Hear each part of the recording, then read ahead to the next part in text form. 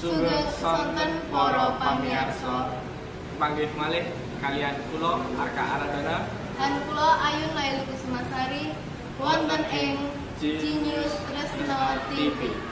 Sumangga kula aturi migatekake pawarta babagan wisata Jogja ingkang dados pangambang kutha Ngayogyakarta. Keraton Ngayogyakarta Hadiningrat sanesipun dados warisan budaya ugi dados papan wisata ingkang boten nate sepi kalian pangunjungipun. Kanthi mekaten kados pundi kahanan wonten ing Kraton Ngayogyakarta Hadiningrat?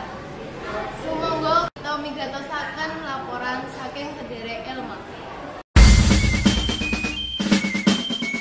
Lopez Kontol Pares, Lopez Kontol Pares, Lopez Kontol Pares, Lopez Kontol Pares, Lopez Kontol Pares, Lopez Kontol Pares, Lopez Kontol Pares. Jogja, Jogja, tetap istimewa, istimewa negerinya, istimewa orangnya. Jogja, Jogja, tetap istimewa, Jogja istimewa untuk Indonesia. Para pamirsa, sakmenika kula badhe nyuwun pirsa kalian pengunjung kraton. Sumangga. Sakmenika kula kalian sinten? Kula Salma. Misrina. Miturut panjenengan, punapa ingkang dados daya tarik saking kraton Ngayogyakarta punika saengga panjenengan sami dhateng mriki? Miturut kula kraton niku unik lan kathah barang-barang ingkang sampun kuno ingkang sampun angel dipun tembang. Matur nuwun. Miturut panjenengan, Sakmenika sampun era globalisasi, nanging kraton Ngayogyakarta saged jagi kabudayan Jawi. para pamirsa, sakmenika kula nembe kalian salah satunggaling abdi dalem wonten ing kraton Ngayogyakarta. Kula badhe nyuwun preksa dhateng satunggaling abdi dalem kraton Ngayogyakarta. Sumangga. Sugeng sonten, Pak. Nggih. Sakmenika kula nembe kalian Bapak sinten? Pak paling dalem Noto Lesono. Pak Noto Lesono.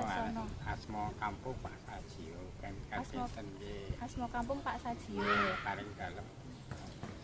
Oh nggih. Lajeng ngadegipun kraton Ngayogyakarta menika kapan? Taunipun. Nggih. Taunipun kalewu wonten nebet wonten lanipun. Daerahipun wonten isine teng museum wonten lan dokumen. Nggih. Lajeng menapa yen pawiyatan niku diucal sejarah Yogyakarta istimewanipun wonten. Lajeng wit-wit ngoten simbol wonten maknanipun disambut Dirgana bijaksana. Iya, aku langsung salam pertama kok asmane muncul salam gitu. Nah, niku langsung tempat terkenal salam niku. Lajeng menawi baca aja seneng izin. Bijaksana disambut Dirgana bijaksana.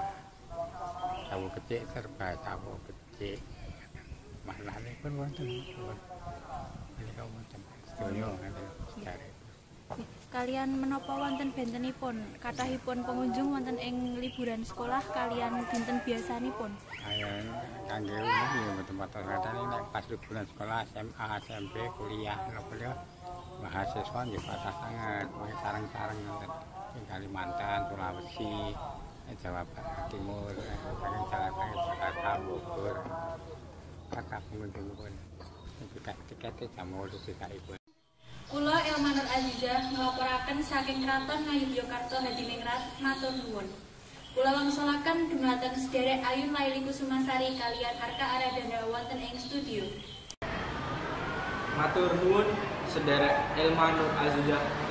Cekap semanten pawarta pungkasan menika kula Arka Aradana Lan kula Ayun Laili Kusumasari.